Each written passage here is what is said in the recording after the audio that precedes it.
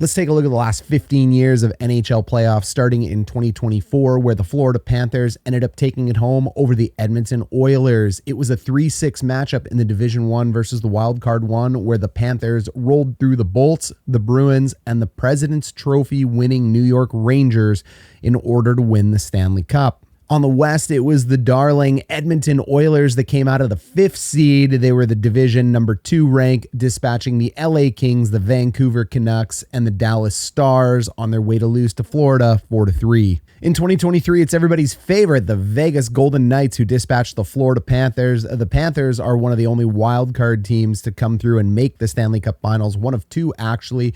They beat the Boston Bruins, the Toronto Maple Leafs, and the Carolina Panthers with a clean sweep. Meow, big kitties to the Cup Finals. The Carolina Hurricanes couldn't find their scoring touch in the playoffs and were eliminated by the Florida Panthers, the juggernauts, in the Eastern Conference Finals. In the West, the Vegas Golden Knights steamrolled the 8th place Winnipeg Jets 4-1, came back, destroyed the Edmonton Oilers 4-2, and then finally beat the Dallas Stars 4-2 as well. In 2022, it was the Colorado Avalanche beating Nashville 4-0, St. Louis 4-2, and then another sweep of the Edmonton Oilers to defeat the Tampa Bay Lightning 4-2 in the Stanley Cup Finals. The Edmonton Oilers continue to play the Los Angeles Kings at this point in time because that's what we do. It's a nice, comforting fact.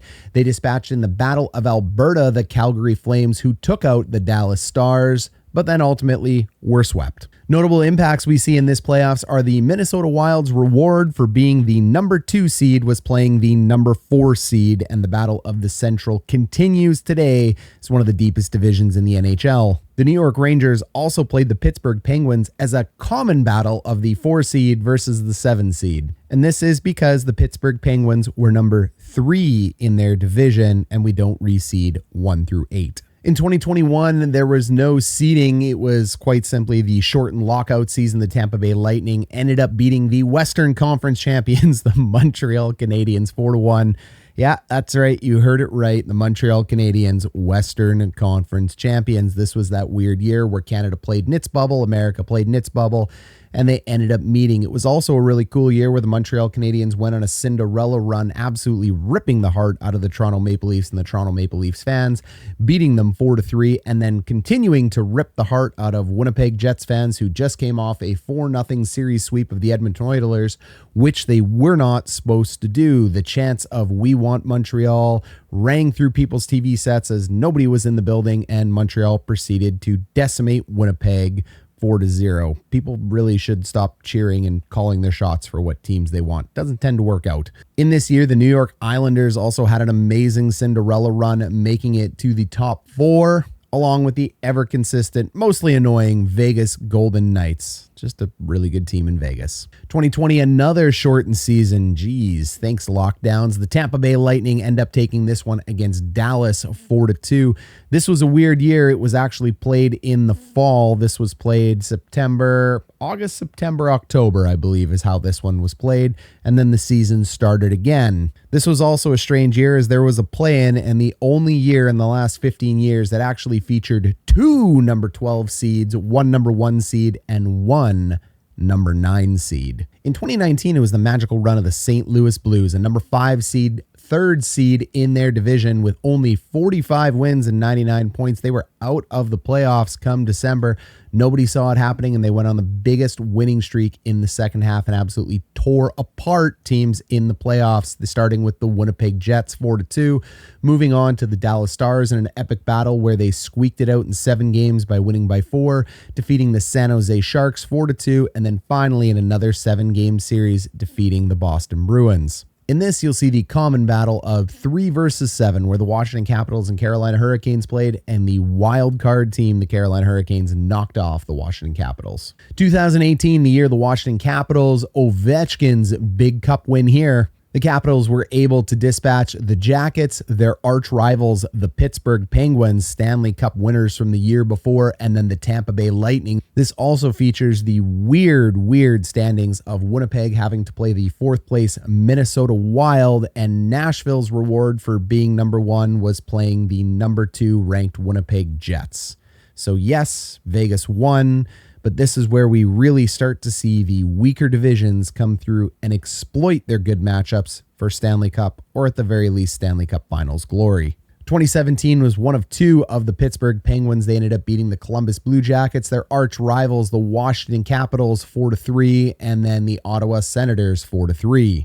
Okay, I get it. It's the Philadelphia Flyers, which are their arch rival, but really the Ovechkin-Crosby thing goes back the last 10 years. Philly and Pittsburgh haven't had much of a rivalry lately because it's really just been all Pittsburgh. But don't worry, we'll get back to the greatness that was the Philly-Pittsburgh rivalry in the Battle of Pennsylvania. But at this point in time, it really was Ovi-Crosby is the big rivalry. We also see the Nashville Predators knocking off the Chicago Blackhawks from the wild card 2 seed. And hey, the Edmonton Oilers not playing someone called the Los Angeles Kings, knocking off the San Jose Sharks.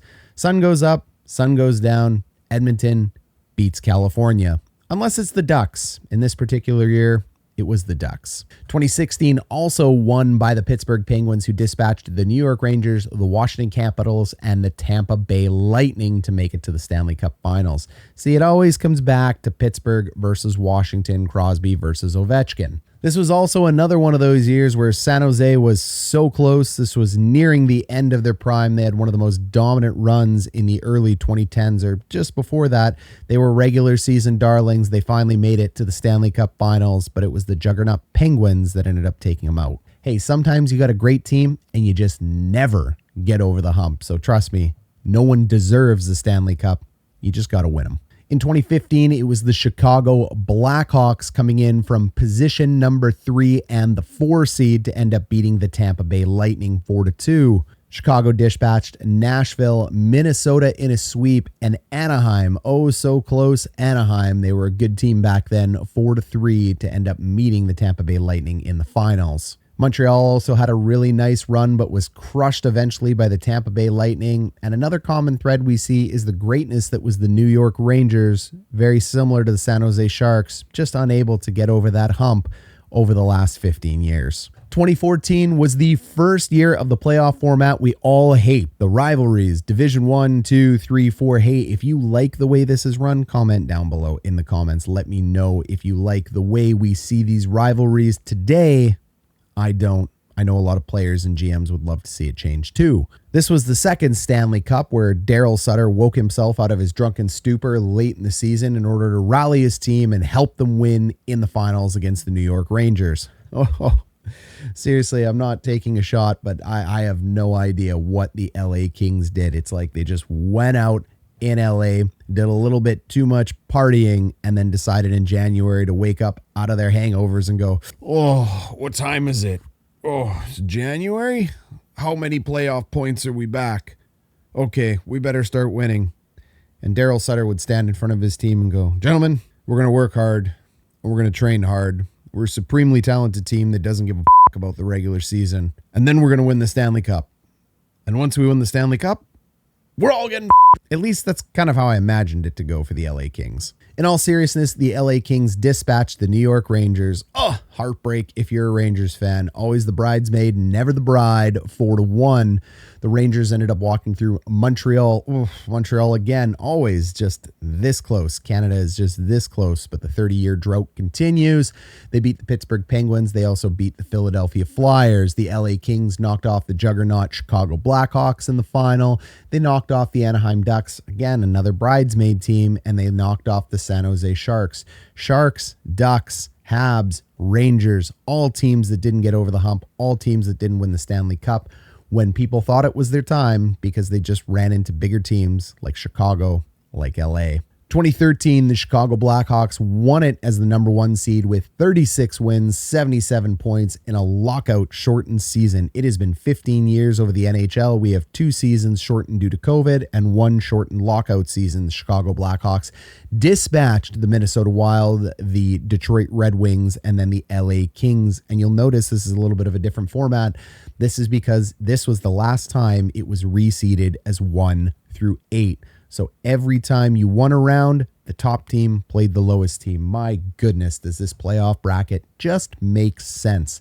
The Pittsburgh Penguins with Sidney Crosby went on quite the run, knocking off the New York Islanders, the Ottawa Senators, and the Boston Bruins, getting all the way to the finals against the Pittsburgh Penguins, were able to take out the New York Rangers and the Toronto Maple Leafs. 2012 was the first year of the LA Kings wake-up stupor in January, and oh boy, was this a playoffs for the ages. A number 8 seed team wins, and they won it in convincing fashion. They swept the Canucks. They swept the Blues. They swept the Arizona Coyotes. Yeah, no kidding. The Arizona Coyotes were pretty good for like a minute there, and then they did nothing, and they ended up leaving town because that franchise is cursed and just continues to get relocated. They defeated the New Jersey Devils, who knocked off their rivals, the New York Rangers, in the final. Once again, Rangers are close. They don't end up closing it. The Rangers knocked off the Capitals, and the Devils were able to knock off the Flyers. But the really interesting game in this series was Pittsburgh, Philadelphia, where we are told Sidney Crosby is the best player in the world. I don't like any guy in their team that's as well as name. They went to pick it up and push it. So, yeah. Because what? I'm sorry? I don't like him. Why don't you like him? Because I don't like him. Did he do something? I I mean, don't like any guy in their team. So. Then Peter Laviolette came out and said, it's Claude Giroux, as Claude Giroux ended up trucking Sidney Crosby and winning in 7 games. Crosby, and you want to get the fans going in your own building, hit Crosby. This was one of the last times we would see this intense and heated rivalry of Pittsburgh and Philadelphia in the playoffs. It's been all Crosby since. In 2011, it was the Boston Bruins. Tim Thomas, big hit in the crease against the Vancouver Canucks. To take liberties, look at that. Can you count a save? Maybe got a piece of it, but Thomas takes matters into it. The Vancouver Canucks were President's Trophy winners heading into this one. They ended up losing in the Stanley Cup final. The Canucks were able to dispatch one of their biggest playoff rivals at the time, which were the Chicago Blackhawks. Epic series between those two guys. Then they were able to beat the Nashville Predators, another really good Western Conference team that just never got over the hump. And then they dispatched the San Jose Sharks, who were in their prime at the time as one of the best teams in the NHL, especially in the regular season. Joe Pavelski, Joe Thornton, Patrick Marleau, that team was loaded. They just never got over that hump. The Tampa Bay Lightning made it all the way to the finals against the Boston Bruins. The Boston Bruins broke the heart again of the Montreal Canadiens and broke the heart of the Philadelphia Flyers. And finally, the last one in the last 15 years, 2010, the Chicago Blackhawks, their first Stanley Cup. The Blackhawks came from position 2 to beat the Nashville Predators, got reorged to go ahead and play against the Orcas, the Vancouver Canucks, dispatching them, beating the San Jose Sharks. Again, those darling Sharks just couldn't get it done. On the eastern side of the planet, the Montreal Canadiens had a really nice run all the way to the finals, where they were promptly stopped by the Philadelphia Flyers. Philadelphia never ended up playing against their arch rival at the time, the Pittsburgh Penguins, but they did dispatch a very tough Boston Bruins team. And the really unique thing about this one is Philadelphia was down 0-3 against Boston, and this is one of very few comebacks where Philadelphia ended up closing out that series 4-3.